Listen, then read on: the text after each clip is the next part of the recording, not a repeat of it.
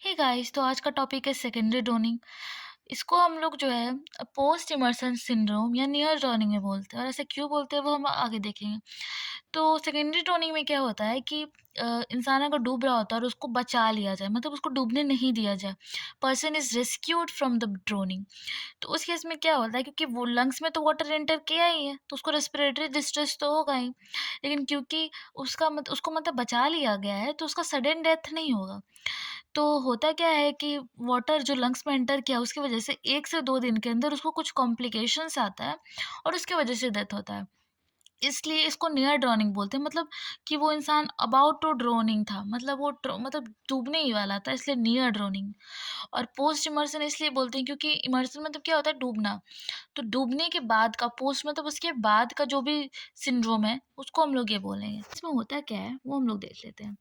तो वाटर जो है वो लंग्स में एंटर किया, ठीक है। अब लंग्स में अल्वियोलाई में गया। अल्वियोलाई में क्या होता है, सरफेक्टेंट का लेयर होता है, तो उसको वॉश अवे करेगा। उसके वॉश अवे से क्या होगा कि अल्वियोलर कोलैप्स होगा। अल्वियोलाई जो होता है वो नॉर्मली फ्लैटेंड होता है due to the surfactant layer around it. अब वो सरफेक्टेंट लेयर ही वॉश हो गया तो अल्वियोलाई जो है वो इन्फ्लेटेड नहीं रहेगा, अल्वियोलर कोलैप्स हो जाएगा। अब अल्वियोलर कोलैप्स हो जाएगा तो ब्लड और ऑक्सीजन का एक्सचेंज नहीं होगा।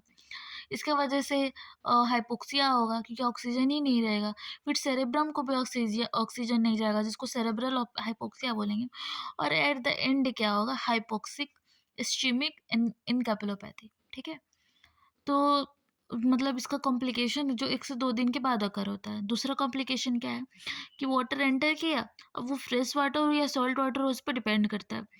तो उसकी वजह से इलेक्ट्रोलाइट इम्बैलेंस होता है। अगर फ्रेश वाटर होगा तो पोटेशियम का लेवल बढ़ जाएगा, सॉल्ट वाटर होगा तो सोडियम, कैल्शियम, मैग्नीशियम, स्ट्रोंशियम का लेवल बढ़ जाएगा। तीसरा चीज़ क्या होता है कि वाटर जो एंटर कर रहा है वो अगर इन्फेक्टेड वाटर है, उसमें बैक्टीरिया, पॉल्यूटेंट्स वगैरह हैं, तो वो क्या करेगा, एस्पिरेशन निमोनिया करेगा। और चौथा क्या है कि अगर ये जो हाइपोक्सिया वाले कंडीशन मतलब है, यहाँ पे क्योंकि एक्सचेंज नहीं हो रहा है ना, एल्वियोलर कोलैप्स की वजह से ब्लड और ऑक्सीजन एक्सचेंज नहीं हो रहा है, तो ये कंडीशन अगर प्रोलॉन्ग्ड रहा, काफ़ी टाइम तक रहा, तो क्या होगा, जो हमारा टिश्यू है जो कि नॉर्मली एरोबिक ग्लाइकोलाइसिस करता है वो एनारोबिक में शिफ्ट हो जाएगा। अब एनारोबिक ग्लाइकोलाइसिस में क्या होता है कि लैक्टिक एसिड का फॉर्मेशन होता है। तो लैक्टिक एसिड का अगर अमाउंट ज़्यादा हो जाएगा तो फिर मेटाबॉलिक एसिडोसिस हो जाएगा। तो ये जो 4 कारण हैं, जिसमें एक है हाइपोक्सिक इस्चेमिक एन्केफेलोपैथी, दूसरा है कि इलेक्ट्रोलाइट इम्बैलेंस, और तीसरा एस्पिरेशन निमोनिया, और चौथा ये मेटाबॉलिक एसिडोसिस।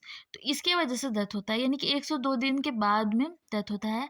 डोनिंग की वजह से इंस्टेंटेनियस डेथ नहीं होता है। तो इसमें जो टिपिकल ड्रोनिंग साइंस होता है वो सब देखने को नहीं मिलता है। So this is all about the secondary drowning. Hope you like it.